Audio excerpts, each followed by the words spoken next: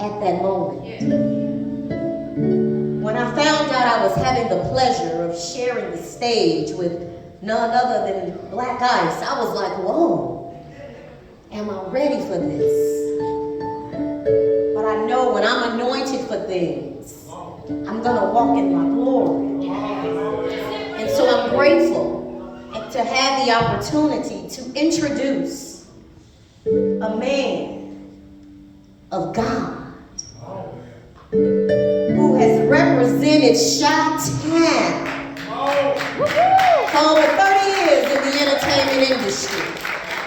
And I'm not just talking about Chi-Town. This man uses his voice internationally to move us in the most unexpected ways.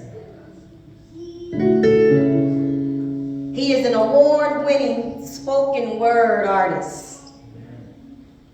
He is a 6-time National Poetry Award winner, 4-time Spoken Word Magazine Award winner, 8-time Chicago Music Award winner. Ladies and gentlemen, the king of poetry, let's make some noise for none other than Blaq.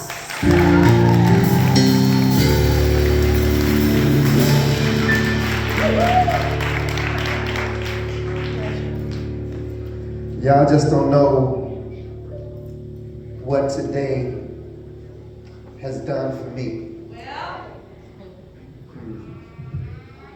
As blessed as you may be, as successful as God may have blessed you with,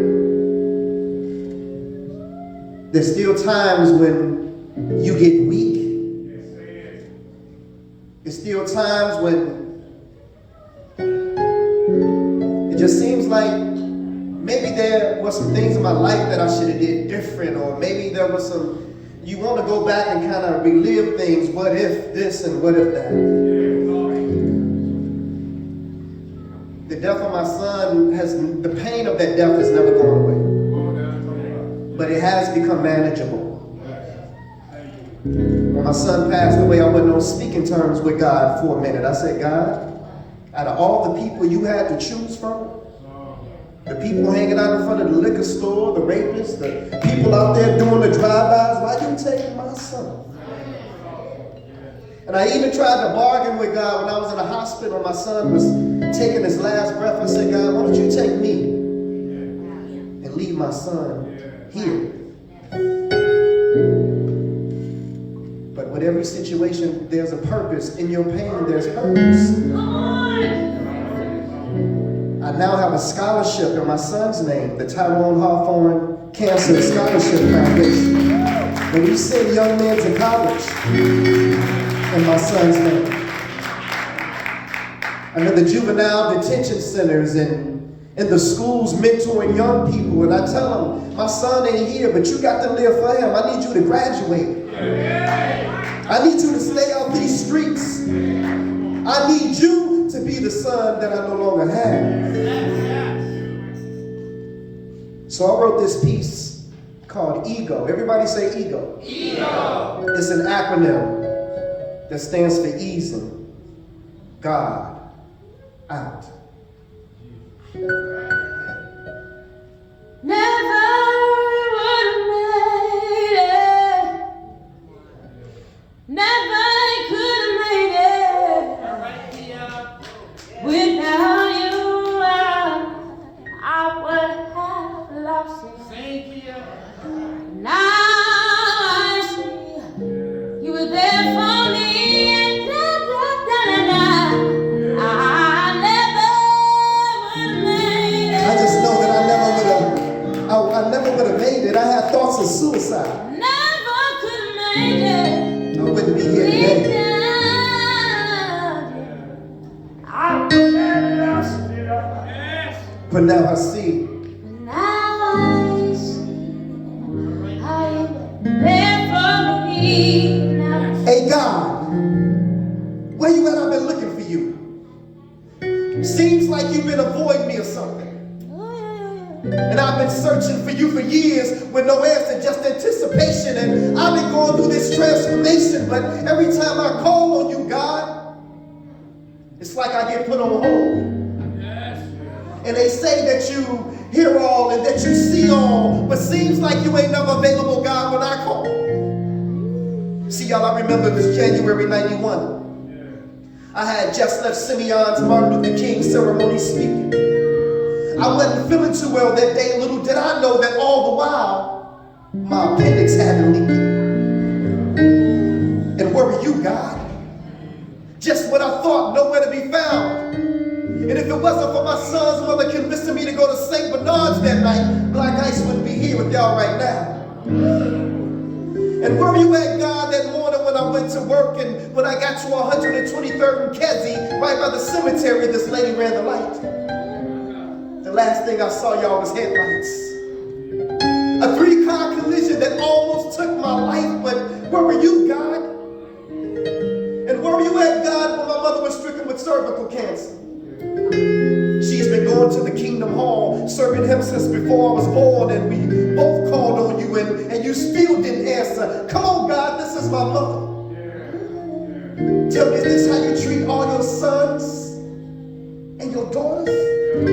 And where were you at, God, that day my son died? I sat there at the University of Chicago and I watched them come back twice. You could have intervened. You could have saved his life. But where were you, God? Where were you? I asked for you. I looked for you. I called on you. All right, Black Ice. Where were you at, God? He said, okay, my son, I've heard enough. Now I know that times for you have been rough, but son, where's your faith? Seems like you only seek my face when you need me, for I am a full-time God, my son. Do you really believe in me? Well, if so, then you would know that I am the creator of the universe. All that you see from the highest heights of heaven to what you have discovered beneath the earth. See, I am the God of Abraham, Isaac, and Jacob. I am the God of Moses, Lot, and David. I am the one who made Solomon wise. I put Noah in the ark before the waters could rise. I gave Samson the strength to destroy the Philistines with no eyes. I am that smooth stone that David slung that smote Goliath in the head. The cracks that crumble the walls of Jericho, the same one that rose Lazarus from the dead. I am the blood of the lamb on the doorpost that kept the children of Israel safe from harm. Even the staff in Moses' right arm, and he gave me the power to split the Red Sea in half. Shall I go on? I said, please forgive me, Father. He said, no, son. I already have. But like Jonah, you've been running from your mission. I've been trying to reach you and speak to you for years, but your ego just wouldn't let you listen.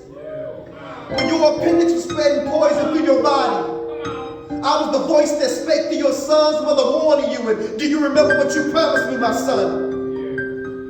Yes, Lord, I do.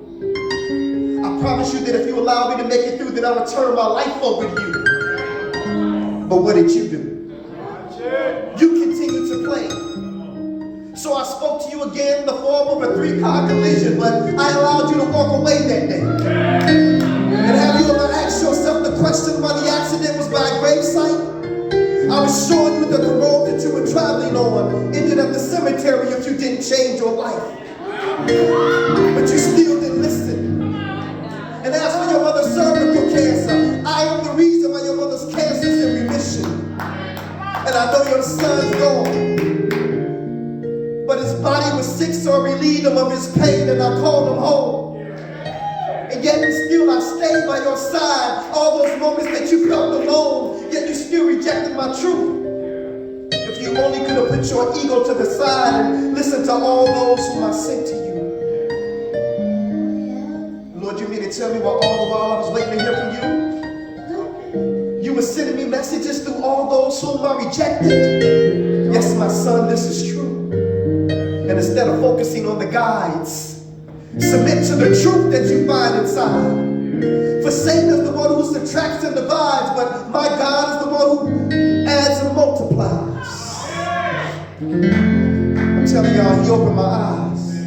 And so to those of you who can't accept the truth, because your ego won't allow you to accept who the truth is coming through, take this as a lesson. Because see, God just ain't using these leaders today, because asking some of these leaders questions is just like asking blind men for directions.